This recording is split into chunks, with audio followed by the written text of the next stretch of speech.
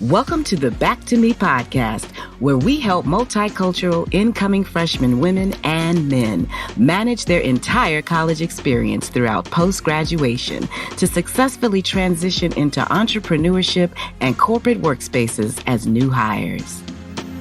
Back to me. Oh, I turned it around. I'm back to me. I finally figured it out. I'm back to me. So when you think you have nothing, back to me. I go back to me. Yeah, I'm back to me. Hello, everyone. It's your host, Yoli Tamu. If you choose to enroll in college as a commuter student, building strong connections with campus resources will need to be your priority. In this week's episode, we are joined by Dr. Tiffany Herbert, licensed clinical psychologist and the Associate Vice President of Health and Wellbeing at California State University, Dominguez Hills. Dr. Herbert shares how she co-founded Sisters United, a mentoring program dedicated to pair young women of color with faculty staff members who have similar career interests or academic backgrounds in common. As a commuter, find out how valuable establishing a mentor relationship can be when seeking to preserve your culture and build a powerful connection of community on campus. Enjoy. Today, we have someone that is just a sweetheart. You know, I had the opportunity to meet her. She was referred to me by Miss Kelly Todd, and she is the Associate VP of Health and Wellbeing at Cal State Dominguez. Dr. Tiffany Herbert, how's it going? Oh, thank you so much for having me. It's really a privilege to be here, an honor to be here. This podcast is the bomb, but I know people don't say that anymore, but I'm just going to say that. And so I'm totally dating myself, but I can still say that. So I'm just so excited to be here and having the opportunity to talk to you and talk to your audience. Yeah, this is so cool. You know, this is the first time I've heard of a title where you are the VP of Health and Wellbeing. You normally hear VPs of mental health. So I love the title because there's emphasis on the well-being. You know, I love that. Right. You know, this is the Associate Vice President position on our campus at Cal State Dominguez Hills is the first for our campus. So this is the first, and it really represents a commitment that our campus made to health and well-being, and really making sure that our students are able to access all of what that means. And I have to applaud our VPs and our president for really making an institutional commitment to that. So it's baked in the cake. So it means that we're really committed to serving our students in that way and our surrounding community to the best of our ability. Yeah, it definitely says a lot, you know, that well-being is in the title. So now when we think about what you do, I was really impressed by this organization that you put together within your department, Sisters United. But before we get into that, I wanted to talk about you and what drew you to this line of work, particularly for young people, because it takes heart, as I said, to do this. It does. And I really feel like young people and college-age students chose me. I'm not so sure that it was the other way around. I did my last pre-doctoral internship here in this center to become a clinical psychologist, and I wasn't really sure what area I wanted to work in. But when I landed on this campus and I received the energy and I was able to give back in many ways that were important to me when I was a student, and to see the changing of lives and the changing of this community. So I say that this community chose me, and it's a privilege for me to serve this community every day and to serve college students. So I'm not so sure. It wasn't what I thought was my pathway. And it just kind of goes to show that you think you know, but you don't really know, right? Until students really hit my heart, right? We're having conversations that I enjoy, conversations that help me grow every day. So I feel like I'm growing every day. I'm learning every day. And so it's a reciprocal relationship that I feel grateful for. And so from that really built my passion around college mental health and college well-being. It went from mental health, and then it went to health, and then it went to well-being as a whole, because we're not just mental health. You know, we've got to focus on all pieces of wellness for ourselves. Mm-hmm. Very important. The whole person, very important. And so this podcast, we serve the student that's incoming, the college freshman incoming for the first time, and just all the emotional anxiety that goes with that, and adulting for the first time. And, the graduate heading out, they have to head out into the workforce and they have their own set of adulting concerns. So I was really excited to speak to you because you created an organization called Sisters United. And I wanted you to tell us about it and what inspired it. And did the students pull you to make this happen? How'd that go? Sure. So Sisters United is a program that I started probably 17, 18 years ago. This is my 20th year here on campus. And so it was a fairly new in my career here. And it really was, I say it was student inspired, and I'll share with you kind of how it got that way, is that a colleague of mine who was an English faculty member got a call from our vice president of student affairs that someone had installed a stripper pole in their dorm room. And that was causing quite a stir, as you can imagine, in university housing. But it really told us, and I credit our VP at the time for really listening to and having his hand on the pulse of what was going on with our students, because it said a lot of what our students needed.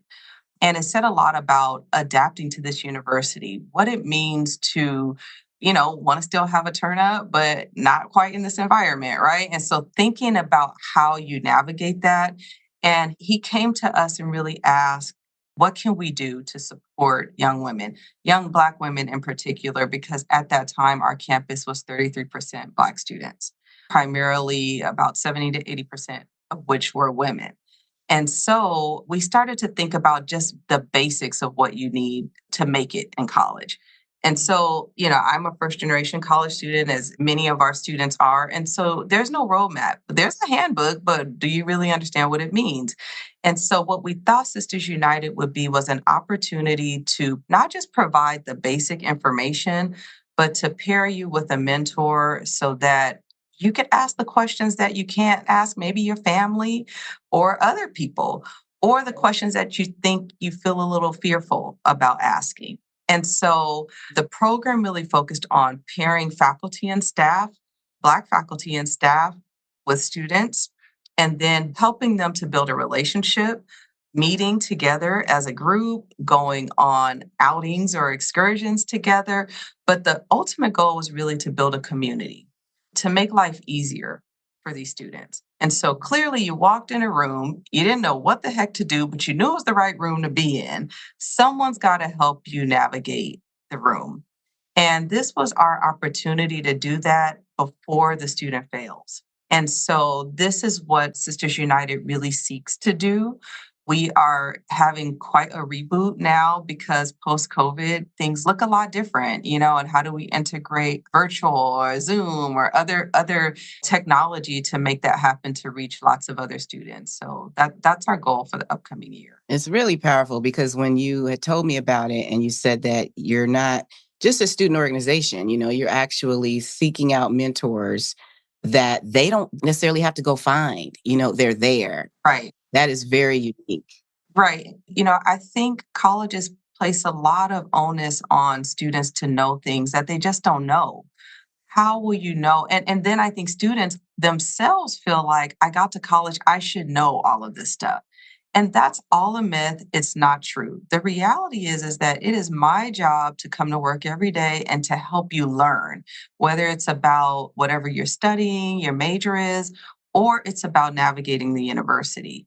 And I think when we can change our mindset around that, then we don't have so much shame around you didn't go, you didn't find a mentor, you have to find this and you have to find that. Well, I just found my way to college. I don't need to find all these other things, right? So we can help. We should help with that because it's hard enough as it is. Yeah, that is definitely a bonus. I was speaking to someone before about when you think about HBCUs, that's one of the things that sticks out is that there's a relationship immediately with professors, with counselors. They're automatically creating a family atmosphere in some regard. And so when we think about a CSU, wow, to have over 30% women of color, that's a lot of color. That's a lot of women. Right. And that sense has changed, but still our percentage is somewhere around 12%. It's still the highest in the CSU system, which is one campus of 23 systems up and down the state of California. So it's a massive system. It's still a large population to be served. So it's like you guys are creating that family oriented experience with this mentorship. And that's what I really like. Right. And we know that that's what helps people succeed. Right. And so we know that that is something that helps students succeed. And so being able to be a little more intentional about that, I believe will really impact hmm success. Very true. Somebody that's rooting for you, yeah, it gives you more of an opportunity. So now, as I said, we have that incoming student that's our listener for the most part. I wanted to know what ideas or tips can you offer a listener that is trying to emotionally transition? What could be a first step for them? Right. First is congratulating yourself that we're making the transition, right? So let's start on a positive note, right? It's a big deal. Going to college is not easy. Being accepted to college is special. Getting a college degree is rare. And so sometimes we see other people going to college, so it feels like it's not that big of a deal. But in the grand scheme of things, it is. So, you are one of a chosen few who are going to have the privilege of an education and change your life trajectory. So it's a big deal. So I think honoring that, number one, is taking a moment, get a cupcake, let's celebrate that part, right? And then we can move on to the biggest issue, which is fear. That is scary. Change is difficult and moving to college is scary. No matter how excited you are about it, it is scary. K through 12 is pretty seamless. It's the same thing every year, right? And now all of a sudden there's an opportunity to have a whole different environment. The classes may look different. You may be wondering what it feels like to study and why do I have all this time? My classes seem to be only on Monday and Wednesday. What am I supposed to do Tuesday and Thursday? It's a new routine. It's a new environment. It's a new way of engaging. And so I want to recognize and acknowledge that that will feel overwhelming and that will be scary. And once you know that you're supposed to feel scared, then we can move on to the next step, which is really being able to access support early. And that's connected with getting involved. So there's a little book that is super old, but I still like it. It's called Feel the Fear and Do It Anyway. It's a really tiny book, and that's it, right? You feel fearful. That doesn't mean that that has to stop you from being able to engage, being able to get what you need out of this environment. And so I encourage students, you come, you don't know where something is, just ask. And that will be the person you'll see 5 more times across campus. Then you're asking them another question and another question.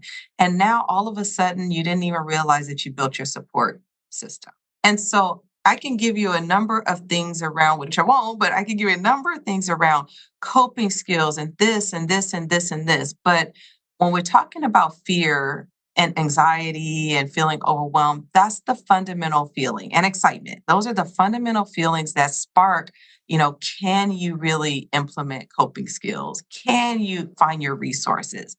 Because if we can't really acknowledge those things, we can't do the other things. We won't feel motivated to do that. And as you were talking, I was thinking about some things that we talked about before when it comes to it's almost like a cultural change within your own culture. You're leaving family members, you're used to speaking to them a certain way, you get into another environment and it's a different culture. So that's a big part of the fear as well, right?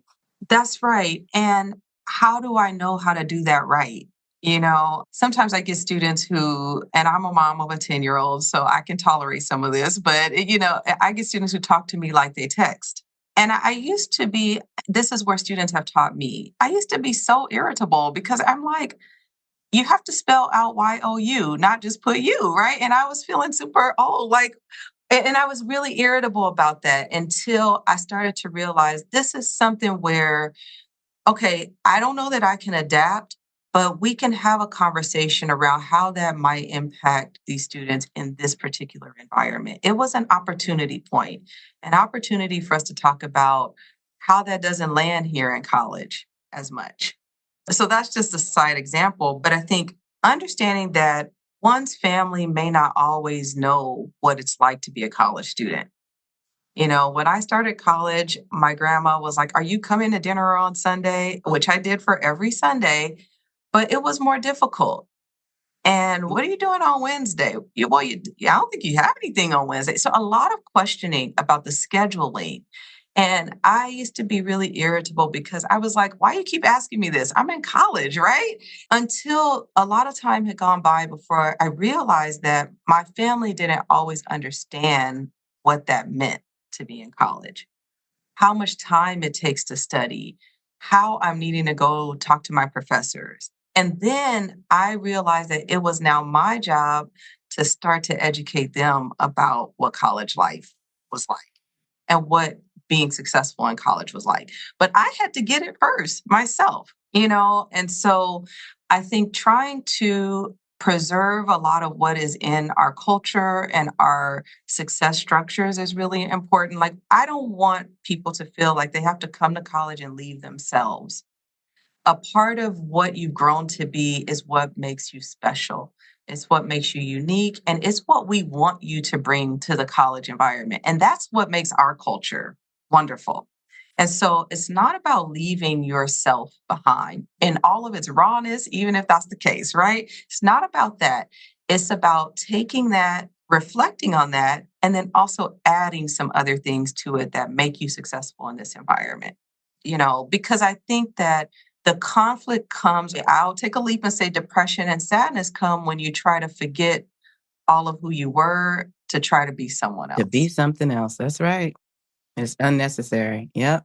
So great. And you and I talked about the lonely feeling that you develop, even as adults, you step into new environments, new circles, new levels. You may find yourself feeling lonely sometimes. That's right. And when you're in high school, everyone is having the same shared experience. You might have different classes, but you're having a break at the same time generally. There's a common experience. You're seeing the same people all the time. And so there's some routine in that bonds these people, whether you hang out or not, bonds you together.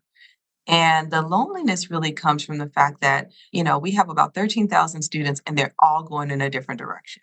And so even if you get 10 that are going in the same direction, meaning they have the same major, the same goals, they're in the same clubs, they still have 10 different life experiences.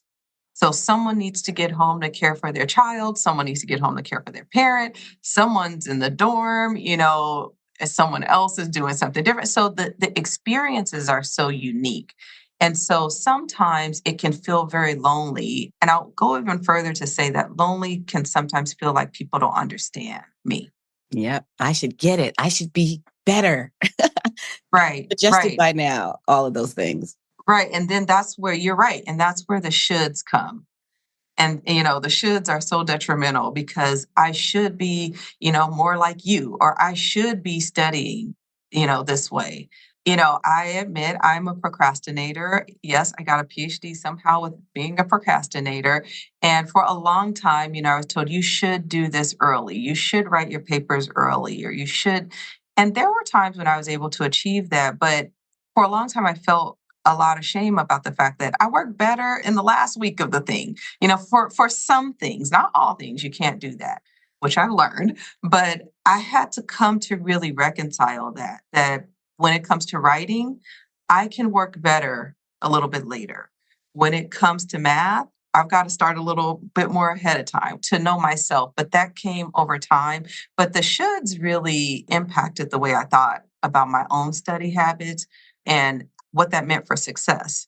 And those are really other people's ideas of what success means. There are many different ways to get to a win. Absolutely. And it's a phrase out there that says, why reinvent the wheel? But hey, you can travel on the wheel and then add to the wheel. That's right. That's right. Use it as a foundation, but then apply your uniqueness to be great. Very cool. So now when I think about your campus as a CSU, and, a lot of students, I believe, are local. So do you find that there is a high rate of students living on campus, or a lot of them live off campus? Sure. We are a primarily commuter campus. We have only about 1,100 residential beds, in housing. We're constructing another 300. But Dominguez Hills has always been primarily a commuter campus. We have students and alumni who are within a 20-mile radius of the campus. We get a large population, maybe from San Diego, just south of us, or from the Bay Area. But it seems to be a campus that has a lot of what we started this conversation out with, which is connection. A lot of students whose parents have graduated from here, their cousin went here, or there's a lot of feeling around attending this campus that I find. And so they'll say, my grandmother went here. So this is why, and I used to come to class with her. So I come here. So there's a lot of community connection with this campus. And not just because people have gone here and they've shared that story with someone else, but because of the campus's engagement in the area communities and the surrounding communities. That's great. So it's like they're really building legacy as well. That's right. Yeah, because that's a lot of reasons why, people of color go to HBCUs to have that legacy connection, but you're building it there at Dominguez. That's right. And so when I got here, this was called, HBCUs don't like this, and I totally understand why. It was called, the HBCU of the West, right? That's what Dominguez Hills was called. And it still is said sometimes, but because of the population, and I think it's not just because of the population, it's because of the feel of the campus. Mm-hmm. It's very important. And so a lot of the things that we see at our HBCUs happens here. And so I think that when people say that, I don't think they mean to diminish, the HBCUs or be insulting, but it's really trying to figure out how to capture that feeling of what it means to feel connected, a part of a community, to feel wanted, to feel valued, and to have all the cultural aspects of yourself be highlighted and uplifted, right? And so I think that they just can't find the words. And the best thing that they can do is think like HBCU, which I think is an honor, right? It is. Absolutely. So that's how we're known. You guys are in pursuit of excellence. Right. Black excellence, multicultural excellence, all of that. I love it. So this has been great. I'm thinking about, we always wrap up with these words of encouragement, and this has been really good. You've been laying some things out. But I also, like I said, really tap into that young person that still may feel the fear of isolation, the fear of being alone. And as you say, it's a commuter campus. So that bridge to identity outside of family is a little bit harder. That's right. In a commuter environment. So what advice do you have for that? That's right. And you speak in my language. So, I am a clinical psychologist. And so to me, I'm thinking about how students feel, right? Because I believe that all of your listeners and all of our students are capable of college work. I know that to be true.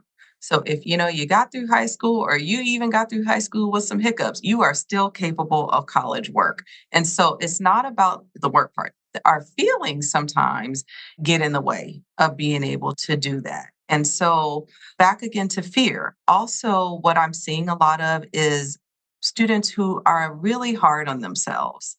And so I think that when you're thinking about college, number one, think I can before I can't. Allow yourself to have the opportunity to fail, but don't fail yourself before you start. Move into this environment with some grace and some compassion. Like, give yourself a break. And I always say, you wouldn't tell your friend, just give up. Go on ahead. Don't bother that. Go on ahead and give up. Like, you would try to be encouraging, right? And so try to be encouraging of yourself, just like, most of us would do for others. So it starts with a little bit of a different mindset. And then practically from there, the moment that you come to orientation, or you come to even a campus tour, go for a campus tour, go to orientation, and you will spot someone that speaks to you. You will find someone that you find like, wow, that is an interesting person. It may be related to your major. It may not be related to your major. And take a leap, take a leap of faith and talk to that person. No one is at orientation or doing tours or showing up at what we call involvement fairs, which is where you get to learn about clubs and organizations. No one is there to say no. Everyone is there to say yes. Everyone wants student engagement. In fact, we don't feel really good when students aren't asking us things. And so sometimes students say, I don't want to email you because I think you're busy. I am here to serve you. That's my only job, right? The rest I can get to. But when students aren't emailing me is when I start to worry about, am I really serving in the right way? So just to wrap that part up is take a leap and find a connection. If you find one connection, that connection will lead to another connection. Go to the fairs. They're in person. You may have to drive. You may have to pay for parking. You may have to get up early. They may be an inconvenience at times, but go and look at all sorts of clubs and organizations. The other part is don't just feel like you have to join a club based on your major, because lots of people come to campus and they're not sure what their major is yet. But clubs and organizations are an opportunity to get to know something about a major. We have a club around here, the Anthropology Club. I send a lot of people to the Anthropology Club, not because they want to be anthropologists, but because they're a club that go on a lot of hikes and like dig for fossils and stuff like that. So it's a good group opportunity. Expand your horizons. Right. And it's really about connections, right? So it's less about the area of anthropology. It is at times, but it's more about pushing oneself to get involved in any way possible. So if you like sports, intramurals, think about it doesn't have to be the campus team. It can be a leisure team. If you like books, think about, this club. But really take the leap and do that earlier. The research shows us that the students who are engaged earlier make it to the finish line with success. That's just numbers. Yeah, that's great. And the opportunities are just endless when you do immerse yourself in those organizations. So that's right. One last thing I'll say is that every campus has counseling resources.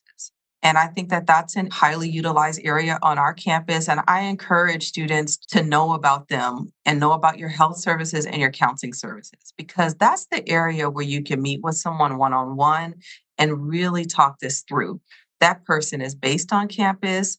Not only can they help you through your mental health challenges of sadness or adjustment or whatever anxiety, whatever they are, they can also give you a roadmap to the right direction. They can say, maybe you should try going over here, or maybe we can talk through that a little bit more. Maybe we can hold your hand and walk through making this transition to a new environment. And so I encourage students to do that before there's a crisis. This is so good because when you think about the comparison of vocational programs versus pursuing college, I talk about this a lot with the students, and just everything that you're laying out explains why college is important. I mean, vocational programs are excellent. They're great. You can definitely be, channeled right on into an internship. But this connection that you're talking about and opportunity is endless, like I said, at college campus. Right. And, there is something that is right for everyone.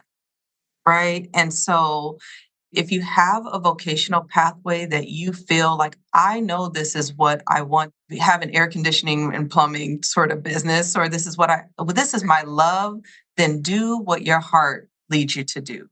And then our environment is really about, your holistic development and growing, right? Not that our resources and our campus is structured, all campuses, not just mine, is structured to grow students as individuals and then set them on their pathway to grow as professionals, and to offer all the sorts of opportunities that can be available to them. Well, this has been great. And I mean, wow, I didn't know that it was the HBC of the West. That's interesting. Just learned something. But yeah, you guys are doing powerful work. And like I said, it's a pleasure meeting you. And I'd love to send our listeners to your website or your organization. Where would you like to send them? Wonderful. So our campus website is csudh.edu. So that's Cal State University Dominguez Hills. And my email, I'm happy to entertain emails, is therbert@csudh.edu. On Instagram, we are #Toro Wellness, because we are the Toros. And so On Instagram, we have a lot of stress reduction tips. We have health-related tips, things like that on there. And any questions, I'm happy to entertain and to talk through and give any support that I can for your listeners. I love it when you guys provide your personal email. Thank you. Well, sometimes it takes a personal, every situation is unique and it takes a personal, back and forth dialogue to get to where we need to be. So cool. Well, I appreciate you. This has been Thank great. you. Thank you so much. This is really a treat for me. Thank you for having me. Absolutely. So I'll be talking to you real soon. I appreciate your time. Thank you. Take care. Thank you for joining us. Remember to take a leap and make connections that will only help you grow. For more information about other episodes, be sure to subscribe to the Back to Me podcast, College and Beyond. I'm your host, Yoli Tamu. Leave a review at the end of this podcast, and if you would like to learn more about other special events, join the Back to Me podcast Facebook group, or simply text Back to Me to 833-206-4565. Until next time, be well.